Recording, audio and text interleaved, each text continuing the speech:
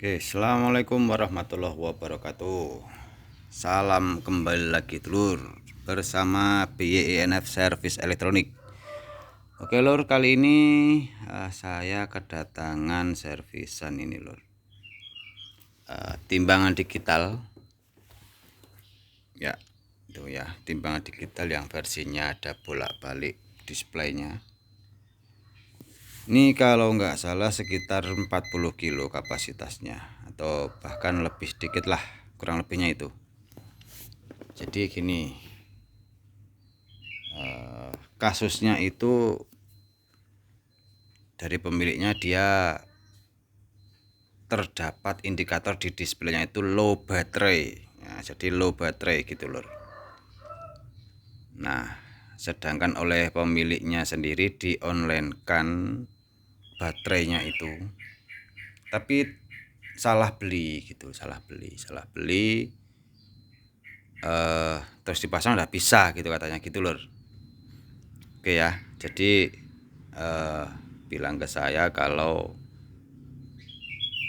hidup tapi nggak bisa lama, terdapat indikatornya low baterai. Oke, jadi gini, setelah ditelusuri nih ya, ternyata bukan masalah baterai lur. Jadi bukan masalah baterai. Oke, baterainya itu menunjukkan low baterai. Jadi low baterai itu dikarenakan dia sudah kehabisan strum, kehabisan tenaga ketika mau menyalakan si unit ini. Nah, jadi ya sampai ngedrop baterainya ini. Terukur saya terakhir ini terukur tadi 1,9 volt. Yang seharusnya kurang lebihnya di 3, sekian volt, 3 volt lah, anggap saja seperti itu. Jadi gini, sumber masalahnya itu sebenarnya di sini lur, di PSU-nya ini. Jadi ketika saya colokkan listrik ini dari AC, input AC-nya, dia nyala, ada strumnya. Nah, ini ada strumnya 220 ya. PLN ada, tapi dia tidak keluar. Strumnya di sini tidak keluar, yang seharusnya kurang lebihnya dia keluar sekitar 4 sampai dengan 5 volt. Jadi gitu ya. Oke, saya tadi coba untuk carikan adaptor yang keluarannya 5 volt. Nah, kebetulan saya punya ini. Alih-alih saya tes saja.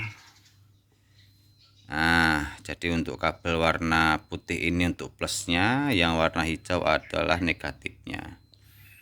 Negatif itu berhubungan langsung dengan grounding. Nah, itu yang kabel kuning. Oke, jadi kabel kuning yang ini, nah ini kan dari timbangan. Kalau yang kabel kuning yang ini kan dari sumber cas-casannya. Itu ya lor. Jadi ini cuma buat saya tes-tes aja, ini kabelnya mau diwarnai apa aja terserah. Saya mengadopsi pada kalau arus DC itu sumbernya kalau nggak merah ya kuning, nah gitu. Bahkan ada juga yang pakai warna putih gitu ya. Jadi gimana kita mengetahui kalau ini adalah 5 volt atau bahkan di bawah 10 volt katakanlah. Kita tengok elko-nya lur. Nah, itu. Mana elko? Elko-nya di, nah itu dia. Nah, itu ya. Saya kasih unjuk pakai apa ini? Nah, ini aja lah. Ya, jadi nah ini. Elko kecil ini kan ada kapasitasnya mikro dan ada kapasitasnya voltase. Jadi ini itu sumber dari penampungnya dari baterai. Nah, dari sana kabel merah hitam ini dia masuk ke positif elko dan negatif elko. Jadi kita lihat aja di sini berapa voltasenya. Kalau di sini tertera, kebetulan terteranya 10 volt sekian mikro, saya lupa tadi berapa. Jadi yang jelas ini di bawah 10 volt setrum yang masuk ke sini. Nah, biasanya itu sekitaran kurang lebih 5 volt. Jadi arus yang masuk ke sini itu harusnya dia 5 volt. Sedangkan baterai ini setahu saya itu 3,7 volt. Nah, jadi gitu ya. Baterai ini setahu saya 3,7 volt atau 3 volt. Nah, gitu. Jadi untuk memastikan baterai ini ada tulisannya atau enggak ya, kebetulan ini tidak ada tulisannya.